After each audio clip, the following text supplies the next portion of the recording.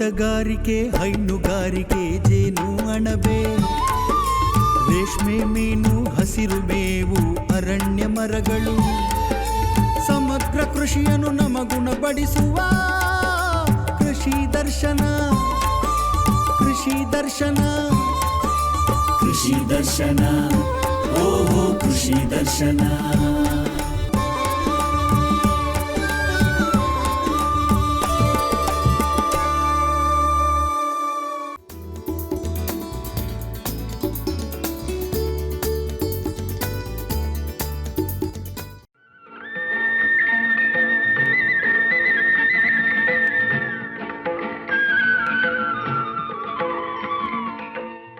ಸಾಂಪ್ರದಾಯಿಕ ಪುಷ್ಪಕೃಷಿ ಅಂತಂದರೆ ವಿವಿಧ ಜಾತಿಯ ಬಿಡಿ ಹೂಗಳನ್ನು ಮನೆಯ ದಿನನಿತ್ಯದ ಬಳಕೆಗೆ ಜೊತೆಗೆ ಅಲಂಕಾರಕ್ಕಾಗಿ ಮನೆಯ ಸುತ್ತಮುತ್ತಲಿನ ಜಾಗ ಹಾಗೆ ಸಣ್ಣ ಪ್ರಮಾಣದಲ್ಲಿ ಸ್ಥಳೀಯ ಮಾರುಕಟ್ಟೆಗೆ ಬೆಳೆಯುವಂಥದ್ದಾಗಿರುತ್ತೆ.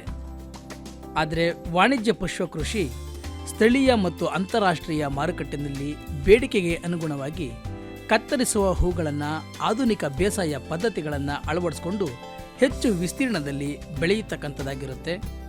ಪುಷ್ಪಗಳಿಗೆ ಬೇಡಿಕೆ ದೇಶೀಯ ಮತ್ತು ಅಂತಾರಾಷ್ಟ್ರೀಯ ಮಾರುಕಟ್ಟೆಯಲ್ಲಿ ವಾರ್ಷಿಕವಾಗಿ ನಾವು ಗಮನಿಸೋದಾದರೆ 20-25% ಬೇಡಿಕೆ ಹೆಚ್ಚುತ್ತಾ ಇದೆ.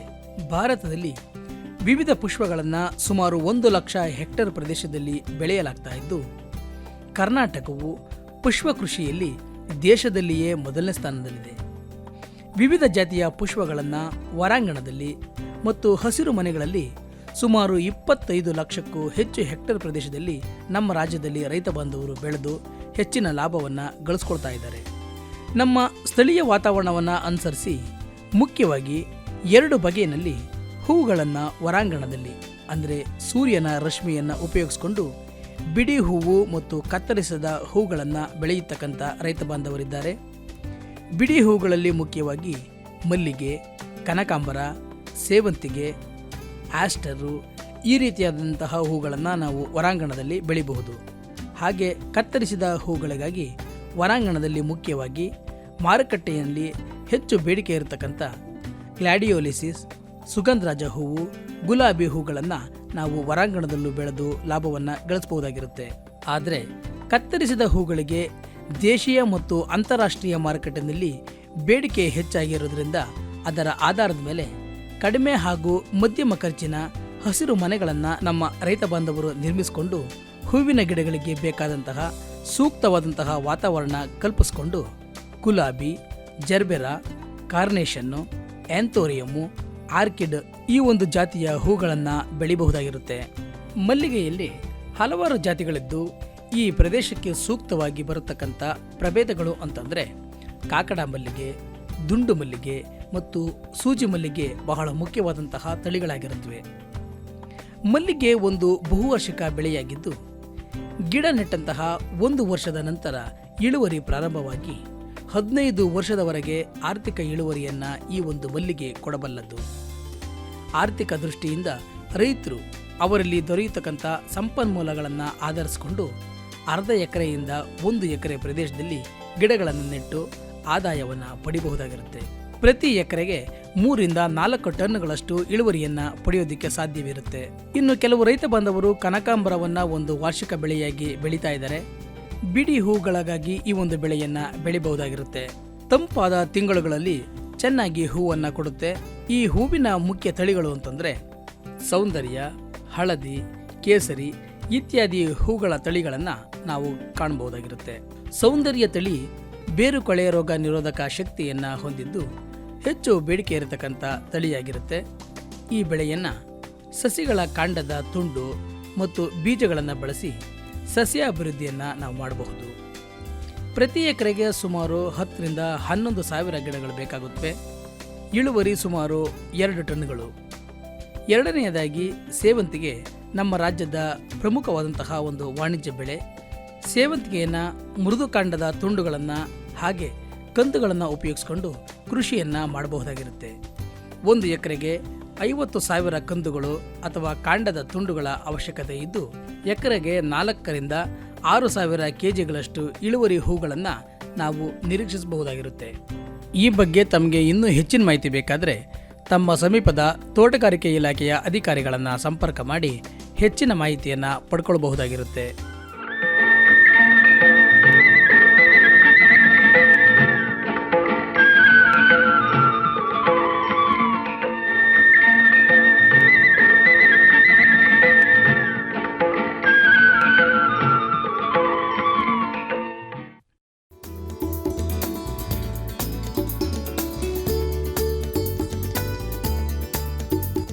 ಬೆಂಗಳೂರು ಕೃಷಿ ವಿಶ್ವವಿದ್ಯಾನಿಲಯವು ನವೋದ್ಯಮಿಗಳಿಗೆ ಮತ್ತು ಕೃಷಿ ಬಂಡವಾಳ ಹೂಡಿಕೆದಾರರನ್ನು ಸಮಾಗಮ ಮಾಡಲು ಇತ್ತೀಚೆಗೆ ತನ್ನ ವಿಶ್ವವಿದ್ಯಾನಿಲಯದ ಆವರಣದಲ್ಲಿ ಬಂಡವಾಳ ಹೂಡಿಕೆದಾರರ ಸಮಾವೇಶವನ್ನು ಆಯೋಜಿಸಲಾಗಿತ್ತು. ಸಮಾವೇಶದಲ್ಲಿ ಮಾತನಾಡಿದ ವಿಶ್ವವಿದ್ಯಾನಿಲಯದ ಕುಲಪತಿಗಳಾದ ಎಸ್.ವಿ. ಸುರೇಶ್ ಅವರು, ಕೃಷಿಯಲ್ಲಿ ನವೋದ್ಯಮಗಳು ಪ್ರಮುಖ ಪಾತ್ರ ವಹಿಸುತ್ತಿವೆ. ನವೋದ್ಯಮಗಳು ಮತ್ತು ಕೃಷಿಯಲ್ಲಿ ಬಂಡವಾಳ ಹೂಡುವ ಹೂಡಿಕೆದಾರರ ಮುಖಾಮುಖಿ ಭೇಟಿಗೆ ಅವಕಾಶ ಕಲ್ಪಿಸುವುದು ಈ ಸಮಾವೇಶದ ಮುಖ್ಯ ಉದ್ದೇಶವಾಗಿತ್ತು. ಇದು ಸಮಾರಂಭವಷ್ಟೇ, ಇಂತಹ ಸಮಾವೇಶಗಳು ಇನ್ನು ಮುಂದೆ ನಿರಂತರವಾಗಿ ನಡೆಯುತ್ತಿರುತ್ತವೆ ಎಂದರು. The first thing, let me congratulate our incubation center for organizing this investors meet, which was a long pending issue with me. Since 1 year we were discussing and I was behind them to organize this program, so that the startups get benefited out of this investors meet. We are not sure how many ideas will be promoted, or I am also not clear whether all of them may be accepted or rejected. It's not an issue for me. Whether it is accepted or rejected, it's nothing, a demoralizing effect, but it is just opening of a route map for all of us. How I have to improve as an incubator, and then the investors may put forth their ideas for the incubators, how it can be marketed later. So that is what the ultimate goal of today's program. Most of the startups in agriculture, they are coming up with the artificial intelligence or IoT based, but unfortunately there is a low digital literacy with the clients with whom we are working.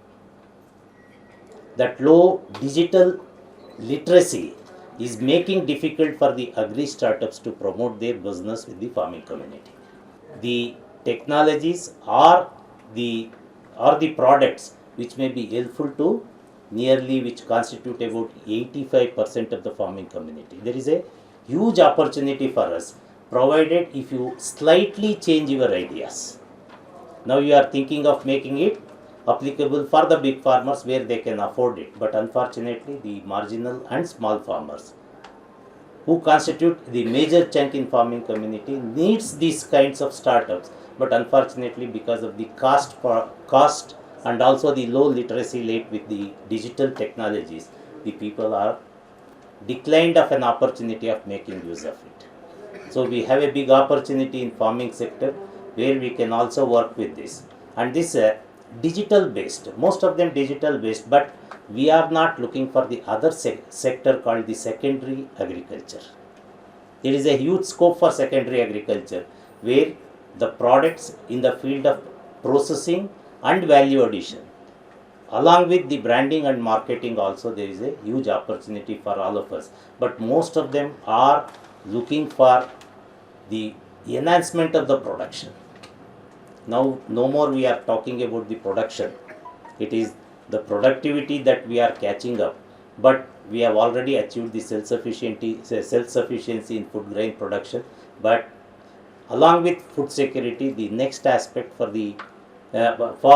the citizens of this country is the nutritional security, which we need to enhance it and see that this nutritional security is achieved in near future also.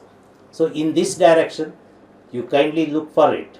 And the another suggestion what I would like to offer to my incubation center is, today while you are going back from this meet, kindly announce the next investors meet for all these people.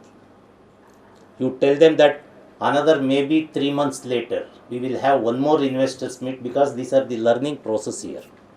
We are not coming here for always pitching my ideas before the people, but at least after the interaction with the different people, even after this meet, let them have an interaction with each other and find out if something is good for them.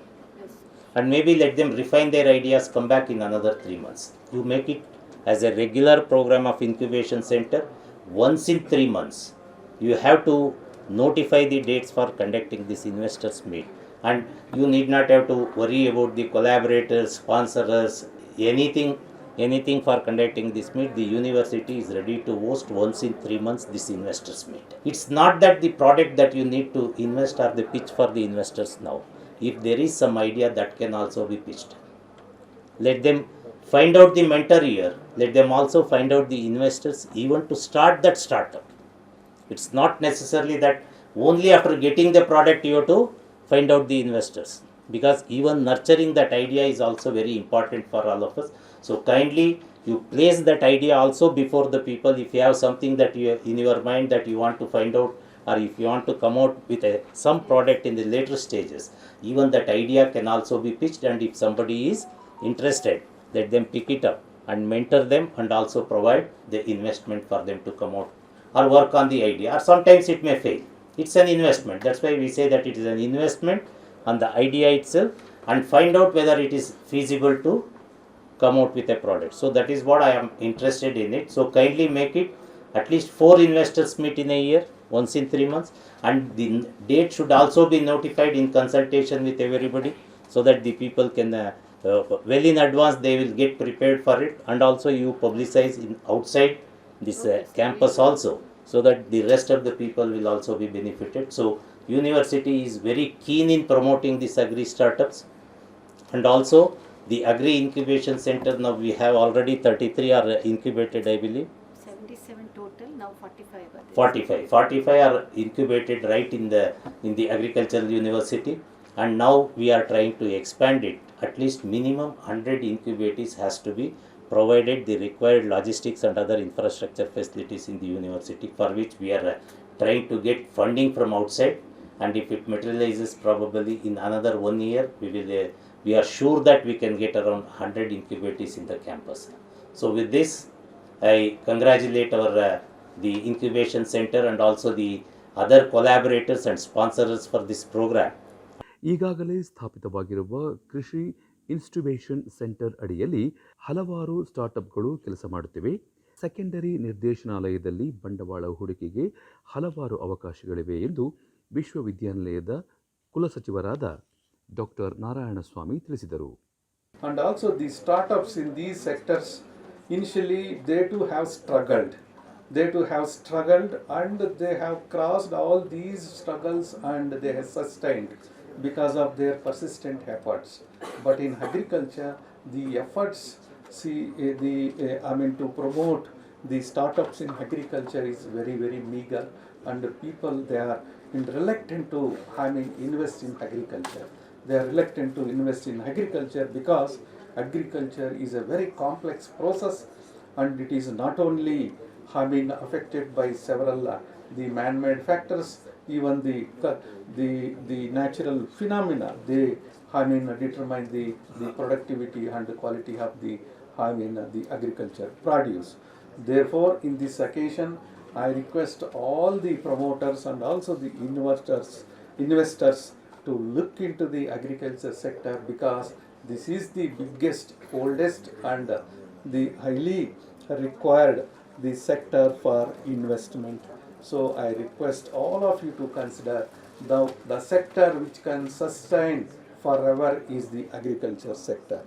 ವಿಶ್ವವಿದ್ಯಾನಿಲಯದಲ್ಲಿರುವ ಕೃಷಿ ನವೋನ್ನತ ಕೇಂದ್ರದ ಸಂಯೋಜಕಿ Veena S Anil ಇದೇ ಸಂದರ್ಭದಲ್ಲಿ ಮಾತನಾಡಿ, ಕೇಂದ್ರದ ಚಟುವಟಿಕೆಗಳು ಮತ್ತು ಮಹಿಳೆಯರು, ವಿದ್ಯಾರ್ಥಿಗಳು ಮತ್ತು FPOಗಳಿಗೆ ಸ್ಟಾರ್ಟ್ಅಪ್ಗಳು ಕೆಲಸ ಮಾಡುತ್ತಿರುವ ಬಗ್ಗೆ ತಿಳಿಸಿದರು. The Agri Innovation Center was started in the university in 2017, and we started physical incubation of agri startups and also collaboration with various other ecosystem partners from that time. We got BIRAC DBT funding in 2021, and this allowed us to establish state-of-the-art facility, which all of you are welcome to visit the Nodal Center of Agri Innovation Center, where laboratories and various other things were established. Tissue culture laboratories and other facilities for agri startups was established in 2022. We also got the Startup India Seed Fund from the Government of India, which is a fund that is given to startups. ವಿಶ್ವವಿದ್ಯಾನಿಲಯ ಮತ್ತು ರಾಜ್ಯ ಸರ್ಕಾರದ ಸಹಭಾಗಿತ್ವದಲ್ಲಿ ಕೆಲಸ ಮಾಡುತ್ತಿರುವ centre for innovation development of smart agriculture ಸಿಡ್ಸಾ ಯೋಜನೆಯಡಿ ಸ್ಥಾಪಿತವಾಗಿರುವ 5 ಪ್ರಯೋಗಾಲಯಗಳ ಕಾರ್ಯವೈಖರಿಯ ಕುರಿತು ಜ್ಞಾನೇಶ್ ಅವರು ತಿಳಿಸಿದರು. ಸೊ ಸಿಡ್ಸಾ ಅಂತ ಒಂದು ಪ್ರಾಜೆಕ್ಟು, ಇದು ಕೊಲಾಬ್ರೇಷನ್ ಬಿಟ್ವೀನ್ ಎಕ್ಸೋಗೋನ್ ಮತ್ತು ಗೌರ್ಮೆಂಟ್ ಆಫ್ ಕರ್ನಾಟಕ. ಇದು ಎಸ್ಟಾಬ್ಲಿಷ್ ಆಗಿರೋದು USGK ಬ್ಯಾಂಗ್ಳೂರಲ್ಲಿ. ಸೊ ಈ ಸಿಡ್ಸಾ ಅಂದರೆ centre for innovation development of smart agriculture ಅಂತ. ಸೊ ಈ ಸಿಡ್ಸಾ ಪ್ರಾಜೆಕ್ಟಲ್ಲಿ ನಾವು 5 ಲ್ಯಾಬ್ಸ್ನ ಎಸ್ಟಾಬ್ಲಿಷ್ ಮಾಡಿದ್ದೀವಿ. ಸೊ ಫಸ್ಟ್ ಲ್ಯಾಬ್ ಒಂದು agri automation lab, agriculture drone lab, FEDM lab, farm equipment design and manufacturing lab and advance agronomy lab ಮತ್ತು ಪ್ರಿಸಿಷನ್ ಅಗ್ರಿಕಲ್ಚರ್ ಲ್ಯಾಬ್ ಅಂತ. ಸೊ ಡಿಫ್ರೆಂಟ್ ಲ್ಯಾಬಲ್ಲಿ ಡಿಫ್ರೆಂಟ್ ಪ್ರಾಡಕ್ಟ್ಸ್ ಇದೆ. ಸೊ ಅಗ್ರಿ ಆಟೋಮೇಷನ್ ಲ್ಯಾಬಲ್ಲಿ ಬಂದರೆ agri semi autonomous tractor, that is auto steering tractor ಇದೆ, ಮತ್ತು ಅದು attached with fertiliser ಬ್ರಾಡ್ಕಾಸ್ಟರು ಮತ್ತು ಬೂಮ್ ಸ್ಪ್ರೇಯರ್ಸ್. ಸೊ ಈ 2 instrument VRT variable rate technology ಮೇಲೆ ವರ್ಕಿಂಗ್ ಆಗುತ್ತೆ. ಮತ್ತು ಡೆಪ್ತ್ ಕಂಟ್ರೋಲಿಂಗ್ ಮಾನಿಟರ್ ಅಂತ ಒಂದು ಇನ್ಸ್ಟ್ರೂಮೆಂಟ್ ಇದೆ, ಮತ್ತು RTK ಬೇಸ್ ಸ್ಟೇಷನ್ ಸರ್ವೆಗೆ ಏನು ಯೂಸ್ ಮಾಡ್ತೀವಿ ಅದು ಕೂಡ ನಮ್ಮಲ್ಲಿ ಅವೈಲಬಿಲಿಟಿ ಇದೆ. ಬಂಡವಾಳ ಹೂಡಿಕೆದಾರರ ಸಮಾವೇಶದಲ್ಲಿ ಕೃಷಿ ವಿಜ್ಞಾನಿಗಳು, ತಂತ್ರಜ್ಞರು, ಅಧಿಕಾರಿಗಳು, ನವೋದ್ಯಮಗಳು ಮತ್ತು ಬಂಡವಾಳ ಹೂಡಿಕೆದಾರರು ಪಾಲ್ಗೊಂಡು ಕಾರ್ಯಕ್ರಮವನ್ನು ಯಶಸ್ವಿಗೊಳಿಸಿದರು.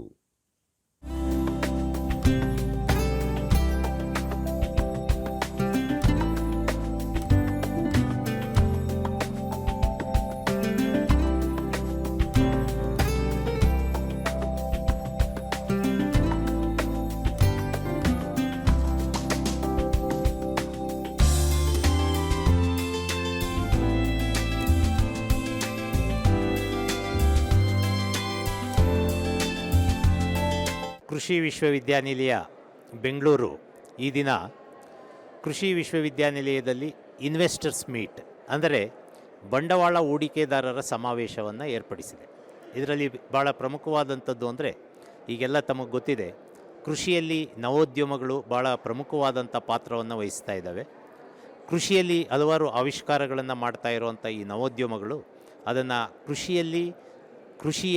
ಕೃಷಿ ಚಟುವಟಿಕೆಯನ್ನು ಲಾಭದಾಯಕವಾಗಿ ಮಾಡಬೇಕು ಅನ್ನುವಂಥ ಉದ್ದೇಶದಿಂದ ಇಟ್ಟುಕೊಂಡು ಬರ್ತಾ ಇರುವಂಥ ಈ ನವೋದ್ಯಮಗಳಲ್ಲಿ ಹಲವಾರು ಜನರ ಹಲವಾರು ಐಡಿಯಾಗಳನ್ನು ನಾವು ಈ ದಿನ ಇಲ್ಲಿ ಮಂಡಿಸ್ತಾ ಇದ್ದೀವಿ. ಅಂದರೆ ಈಗಾಗಲೇ ಏನು ಕೃಷಿಕರೇ ನವೋದ್ಯಮಿಗಳಾಗಬೇಕು ಅನ್ನೋ ಒಂದು ಹಿನ್ನೆಲೆಯಲ್ಲಿ ನಡೀತಾ ಇರುವಂಥ ಈ ಕಾರ್ಯಕ್ರಮ ಇವತ್ತಿನ ದಿನ ಈ ಹಲವಾರು ನವೋದ್ಯಮಗಳನ್ನು ಪ್ರಾರಂಭ ಮಾಡಿರೋರು ಬಂದಿದ್ದಾರೆ.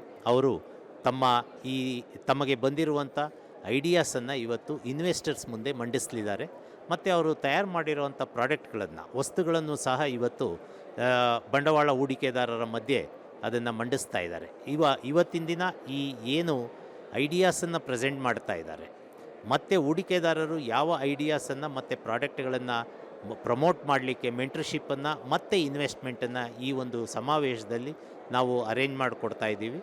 ಇದರಿಂದ ಈ ನವೋದ್ಯಮಗಳಲ್ಲಿ ಬಹಳ ಹೆಚ್ಚಿನ ಪಾತ್ರವನ್ನು ವಹಿಸಲಿಕ್ಕೆ ಸಾಧ್ಯ ಆಗುತ್ತೆ. ಅದರ ಜೊತೆಗೆ ಇವತ್ತಿನ ಒಂದು ಈ ಸಮಾವೇಶದಲ್ಲಿ ನಾವು ನಿರ್ಣಯ ಮಾಡಿರೋ ರೀತಿ, ಇನ್ನು ಮೇಲೆ ಪ್ರತಿ 3 ತಿಂಗಳಿಗೆ ಒಂದು ಬಾರಿ ಈ ಇನ್ವೆಸ್ಟರ್ಸ್ ಮೀಟ್ ಅಂದರೆ ಬಂಡವಾಳ ಹೂಡಿಕೆದಾರರ ಸಮಾವೇಶವನ್ನು ಮಾಡ್ತೀವಿ. ಈ ರೀತಿ ಮಾಡೋದ್ರಿಂದ ಏನಾಗುತ್ತೆ ಅಂದರೆ ಪ್ರತಿದಿನ ತಮ್ಮಲ್ಲಿ ಬರ್ತಾ ಇರುವಂಥ ಹೊಸ ಐಡಿಯಾಗಳನ್ನು ಮತ್ತು ಹೊಸ ತಂತ್ರಜ್ಞಾನಗಳನ್ನು, ಪ್ರಾಡಕ್ಟ್ಗಳನ್ನು ಕೊಡಲಿಕ್ಕೆ ಸಾಧ್ಯ ಆಗುತ್ತೆ. ಇದರ ಜೊತೆಗೆ ಈಗಾಗಲೇ ನಿಮಗೆ ಗೊತ್ತಿದೆ, ಕೃಷಿ ಹಲವಾರು ಸವಾಲುಗಳನ್ನು ಎದುರಿಸ್ತಾ ಇದೆ. ಈ ಸವಾಲುಗಳಲ್ಲಿ ಭಾಳ ಮುಖ್ಯವಾಗಿ ಈ ನವೋದ್ಯಮಗಳನ್ನು ಉತ್ತೇಜಿಸೋದಕ್ಕೆ ಭಾಳ ಮುಖ್ಯವಾಗಿ ನಮಗೆ ಬೇಕಾಗಿರೋದೇನು ಅಂದರೆ, ಕೃಷಿ ಇವತ್ತು ಭಾಳ ಲ್ಯಾಂಡ್ ಹೋಲ್ಡಿಂಗ್ ಅಂದರೆ ಅವರ ಭೂ ಹಿಡುವಳಿ ಭಾಳ ಕಡಿಮೆ ಮಟ್ಟದಲ್ಲಿದೆ. 80% ರೈತ ವರ್ಗದವರು ಸಣ್ಣ ಮತ್ತು ಅತಿ ಸಣ್ಣ ರೈತರಾಗಿರ್ತಾರೆ.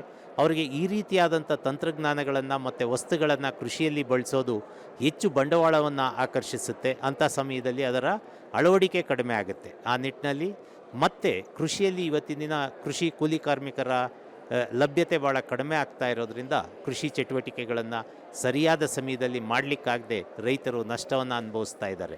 ಈ ಎಲ್ಲ ಹಿನ್ನೆಲೆಯಲ್ಲಿ ಇಟ್ಟುಕೊಂಡು ಕೃಷಿಗೆ ಒಂದು ಆರ್ಟಿಫಿಷಿಯಲ್ ಇಂಟೆಲಿಜೆನ್ಸ್ ಮತ್ತು IoT ಬೇಸ್ಡ್ ತಂತ್ರಜ್ಞಾನಗಳನ್ನು ಕೊಡೋದರಲ್ಲಿ ಈ ಏನು ಲೋ ಡಿಜಿಟಲ್ ಲಿಟ್ರಸಿ ರೇಟ್ ಇದೆ ರೈತರಲ್ಲಿ, ಅಂದರೆ ಕಡಿಮೆ ಡಿಜಿಟಲ್ ತಂತ್ರಜ್ಞಾನಗಳ ಬಗ್ಗೆ ಅರಿವಿದೆ, ಅದನ್ನು ಮೂಡಿಸುವಂಥ ಪ್ರಯತ್ನವನ್ನು ಸಹ ಕೃಷಿ ವಿಶ್ವವಿದ್ಯಾನಿಲಯ ಈ ಸಂದರ್ಭದಲ್ಲಿ ಇನ್ನು ಮುಂದೆ ಹೆಚ್ಚು ಹೆಚ್ಚು ಮಾಡುತ್ತೆ. ಹಾಗಾಗಿ ಈ ನಿಟ್ಟಿನಲ್ಲಿ ನಡೆಯುವಂಥ ಈ ಕಾರ್ಯಕ್ರಮ ಹೆಚ್ಚು ಯಶಸ್ವಿಯಾಗಲಿ, ಹಲವಾರು ಬಂಡವಾಳ ಹೂಡಿಕೆದಾರರನ್ನು ಆಕರ್ಷಿಸಲಿ ಮತ್ತು ಹೊಸ ಹೊಸ ತಂತ್ರಜ್ಞಾನಗಳನ್ನು, ಹೊಸ ಹೊಸ ಸ್ಟಾರ್ಟಪ್ಗಳನ್ನು, ನವೋದ್ಯಮಗಳನ್ನು ತಂದು ಇನ್ನು ಮುಂದೆ ಮಂಡಿಸುವಂಥ ನಿಟ್ಟಿನಲ್ಲಿ ಪ್ರತಿ 3 ತಿಂಗಳಿಗೆ ಒಮ್ಮೆ ನಡೆಸುವಂಥ ಈ ಒಂದು ಬಂಡವಾಳ ಹೂಡಿಕೆದಾರರ ಸಮಾವೇಶ ಕೃಷಿ ಕ್ಷೇತ್ರದಲ್ಲಿ ಉತ್ತಮ ಕ್ರಾಂತಿಯನ್ನು ಮಾಡ್ಬೋದು ಅಂತ ಹೇಳಿ ನನ್ನ ಭಾವನೆ. ಹಾಗಾಗಿ ಇವತ್ತಿನ ಕಾರ್ಯಕ್ರಮ ಯಶಸ್ವಿಯಾಗಲಿ. ಮುಂದಿನ ದಿನಗಳಲ್ಲಿ ನಡೆಯುವಂಥ ಈ ಬಂಡವಾಳ ಹೂಡಿಕೆದಾರರ ಸಮಾವೇಶಕ್ಕೆ ಹೆಚ್ಚು ಹೆಚ್ಚು ಜನಗಳನ್ನು ಆಕರ್ಷಿಸಲಿ ಅಂತ ಹೇಳಿ ನಾನು ಈ ಸಂದರ್ಭದಲ್ಲಿ ಬಯಸ್ತಾ ಇದ್ದೀನಿ. ನಮ್ಮಲ್ಲಿ 45 ಜನ ನವೋದ್ಯಮಿಗಳು, ಸ್ಟಾರ್ಟಪ್ಗಳು ಬೇರೆ ಬೇರೆ ರೀತಿಯಾದ ಥಿಮ್ಯಾಟಿಕ್ ಏರಿಯಾಸಲ್ಲಿ ಕೆಲಸ ಮಾಡ್ತಾ ಇದೆ. Precision agriculture, deep technologies, gene editing, ಮತ್ತು food value addition, secondary agriculture, ಮತ್ತು ವೇಸ್ಟ್ ಟು ವೆಲ್ತ್ ಕಾನ್ಸೆಪ್ಟ್, ಇಂಥದ್ದೆಲ್ಲ ಏರಿಯಾಸಲ್ಲಿ ನಮ್ಮ ಸ್ಟಾರ್ಟಪ್ಸ್ಗಳು ಕೆಲಸ ಮಾಡ್ತಾ ಇದೆ. ಮತ್ತು ನಾವು ನಮ್ಮದು 77 ಸ್ಟಾರ್ಟಪ್ಗಳಿಗೆ ಸೋಫಾರ್ ನಾವು ಫೆಸಿಲಿಟೇಷನ್ ಹೆಲ್ಪ್ ಮಾಡಿದ್ದೀವಿ. ಹಾಗೂ 35 ಸ್ಟಾರ್ಟಪ್ ವಿಮೆನ್ ಲೆಡ್ ಫೌಂಡರ್ಸ್ ಸ್ಟಾರ್ಟಪ್ಗಳಿಗೆ ಹೆಲ್ಪ್ ಮಾಡಿದ್ದೀವಿ. ನಾವು ಸ್ಟೂಡೆಂಟ್ ಸ್ಟಾರ್ಟಪ್ ಇನೋವೇಷನ್ಸ್ಗಳಿಗೂ ಎಂಕರೇಜ್ ಮಾಡ್ತೀವಿ. ಹಾಗೂ ವೇರಿಯಸ್ ವೇಸ್ ಮತ್ತು FPOಗಳಿಗೆ ನಮ್ಮದು ಸುಮಾರು programs Karnataka state department of agriculture ಜೊತೆ ನಾವು ಪ್ರೋಗ್ರಾಮ್ಸ್ಗಳನ್ನು ಮಾಡ್ಕೊಳ್ತಾ ಬರ್ತಾ ಇದ್ದೀವಿ. ಈಗ ಇವತ್ತಿನ ಪ್ರೋಗ್ರಾಮ್ ಏನಂದರೆ ಕೃಷಿ ವಿಟ್ಟ, ಅಂದರೆ ಕೃಷಿಯಲ್ಲಿ ಫೈನಾನ್ಸ್ ಆರ್ ಇನ್ವೆಸ್ಟ್ಮೆಂಟ್ ಅಂಥೇಳಿ ಹಿಂಗೆ ಒಂದು ಹೆಸರು ಕೊಟ್ಟಿದ್ದೀವಿ. ಇದನ್ನು ನಾವು ಈ ಸತಿ we have actually initiated this program Krishi ವಿಟ್ಟ 2025. ಇದರಲ್ಲಿ ನಮ್ಮದು collaborators Atal incubation centre, coffee board ಹಾಗೂ ಜಿನ್ಸರ್ವ್ ಅಂತ ಹೇಳುವ ಒಂದು ಎರಡು ಇನ್ಕ್ಯುಬೇಷನ್ ಸೆಂಟರ್ಸ್. ಇಲ್ಲಿ ನಾವು ಇನ್ವೆಸ್ಟರ್ಸನ್ನು ವಿತ್ ಸ್ಟಾರ್ಟಪ್ಸ್ ಅವರನ್ನು ಒಟ್ಟಿಗೆ ಸೇರಿಸ್ತಾ ಇದ್ದೀವಿ. ನಮ್ಮ ಸ್ಟಾರ್ಟಪ್ಸ್ ಅವರಿಗೆ ಒಂದು ಪ್ರೆಸೆಂಟೇಷನ್ ಮಾಡ್ತಾರೆ. ಇನ್ವೆಸ್ಟರ್ಸ್ಗೆ ಇಂಟ್ರೆಸ್ಟ್ ಇದ್ದರೆ ಅದಕ್ಕೆ ಇನ್ವೆಸ್ಟ್ಮೆಂಟ್ ಮಾಡ್ತಾರೆ. ಸೊ ಇವತ್ತು ಇಡೀ ದಿವಸ ಇಂಥ ಒಂದು pitch session or demo day ಅಂತ ಹೇಳಿಬಿಟ್ಟು ನಾವು ಹಮ್ಮಿಕೊಂಡಿದ್ದೀವಿ. ಮತ್ತು ಆಲ್ಸೋ ಬೇರೆ ಬೇರೆ ಥರದ ಟೆಕ್ನಿಕಲ್ ಸೆಷನ್ ಹಾಗೂ ಎಕ್ಸಿಬಿಷನ್ಸ್ ಆಫ್ ಡಿಫ್ರೆಂಟ್ ಸ್ಟಾರ್ಟಪ್ಸ್ ನಾವು ಇವತ್ತು ಹಮ್ಮಿಕೊಂಡಿದ್ದೀವಿ. ಸೊ ನಮಸ್ಕಾರ, ನನ್ನ ಹೆಸರು ನಾರಾಯಣ ಸ್ವಾಮಿ ಅಂತೇಳಿ ಕೃಷಿ ವಿಶ್ವವಿದ್ಯಾನಿಲಯದಲ್ಲಿ ಕುಲಸಚಿವನಾಗಿ ಕೆಲಸ ಮಾಡ್ತಿದ್ದೀನಿ. ಕೃಷಿ ವಿಶ್ವವಿದ್ಯಾನಿಲಯ ಬೆಂಗಳೂರಿನಲ್ಲಿ ನಾವು 2017ರಲ್ಲಿ ಅಗ್ರಿ ಇನ್ಕ್ಯುಬೇಷನ್ ಸೆಂಟರ್ ಅಂತ ಏನು ನಾವು ಎಸ್ಟಾಬ್ಲಿಷ್ ಮಾಡಿದ್ದೀವಿ. ಇದರ ಅಡಿಯಲ್ಲಿ ಈಗಾಗಲೇ 77 ಸ್ಟಾರ್ಟಪ್ಗಳು ಇಲ್ಲಿ ಕೆಲಸ ಮಾಡಿದ್ದಾವೆ. 35 ಜನ ಇಲ್ಲಿಂದ ಹೊರಹೋಗಿದ್ದಾರೆ. ಹಾಗೂ ಇದರಲ್ಲಿ ಸಾಕಷ್ಟು ಈಗಲೂ ಸಹ ನಾವು ತಂತ್ರಜ್ಞಾನಗಳನ್ನು ಹೊರತಂದಿದ್ದೇವೆ. ಸೊ ಕೃಷಿಯಲ್ಲಿ ತಮಗೆಲ್ಲರಿಗೂ ಗೊತ್ತಿದ್ದಂಗೆ ಭಾಳ ಆಪರ್ಚುನಿಟೀಸ್ ಇದ್ದಾವೆ, ಇಲ್ಲಿ ಅವಕಾಶಗಳಿದ್ದಾವೆ ಕೃಷಿಯಲ್ಲಿ. ಅದರಲ್ಲೂ ಕೂಡ ಸೆಕೆಂಡ್ರಿ ಅಗ್ರಿಕಲ್ಚರ್ ಅಂತ ನಾವೇನು ಕರಿತೀವಿ, ಅದರಲ್ಲಿ ಬಂಡವಾಳ ಹೂಡಲಿಕ್ಕೆ ಸಾಕಷ್ಟು ಅವಕಾಶಗಳಿದ್ದಾವೆ. ಈಗ CSR ಫಂಡ್ ಇರ್ಬೋದು, ಅಥವಾ ಶ್ರೀಮಂತರಿಗೆ ಕೆಲವರಿಗೆ ಹಣ ಇನ್ವೆಸ್ಟ್ ಮಾಡಲಿಕ್ಕೆ ಜಾಗ ಸಿಗೋದಿಲ್ಲ, ಅಲ್ಲಿಗೆ ದಾರಿ ಸಿಗೋದಿಲ್ಲ, ಅಂಥವರೆಲ್ಲ ಕೃಷಿಯಲ್ಲೂ ಕೂಡ ನಾವು ಇನ್ವೆಸ್ಟ್ ಮಾಡ್ಬೋದು. ಕೃಷಿಯಲ್ಲಿ ಇನ್ವೆಸ್ಟ್ ಮಾಡ್ತು ಅಂತಂದರೆ ಇದು ಒಂದು ಲಾಭದಾಯಕ ಉದ್ದಿಮೆ ಥರ ಮಾಡಿ ಮತ್ತೆ ನಾವು ಏನು ರೈತರಿಗೆ ಮತ್ತು ನಮ್ಮ ಸಮಾಜಕ್ಕೆ ಒಂದು ಕೊಡುಗೆ ನೀಡ್ಬೋದು ಅಂತೇಳಿ ನಾನು ಈ ಸಂದರ್ಭದಲ್ಲಿ ಹೇಳ್ತಾ ಇದ್ದೀನಿ. ಈ ದಿನ ನಾವು ಏನು ಕೃಷಿಯಲ್ಲಿ ಇನ್ವೆಸ್ಟರ್ಸ್ ಮೀಟ್ ಅಂತ ಫಸ್ಟ್ ಟೈಮ್ ಪ್ರಪ್ರಥಮ ಬಾರಿಗೆ ನಾವು ಇವಾಗ ಯೂನಿವರ್ಸಿಟಿನಲ್ಲಿ ಏನು ಮಾಡ್ತಾ ಇದ್ದೀವಿ, ಇದು ಒಂದು ಬಿಗಿನಿಂಗ್ ಅಷ್ಟೇ. ಇದನ್ನು ಮತ್ತೆ ಸಹ ದೊಡ್ಡ ಪ್ರಮಾಣದಲ್ಲಿ ಇದನ್ನು ನಾವು ಮುಂದೆ ಮಾಡ್ಕೊಂಡು ಹೋಗಬೇಕು ಅಂತ ಹೇಳಿ, ಸೊ ಇದಕ್ಕೆ ಕೃಷಿಯಲ್ಲಿ ಬಂಡವಾಳ ಹೂಡಿಕೆಗೆ ತಮ್ಮೆಲ್ಲರನ್ನು ನಾನು ಇಲ್ಲಿ ಆಹ್ವಾನಿಸುತ್ತೇನೆ.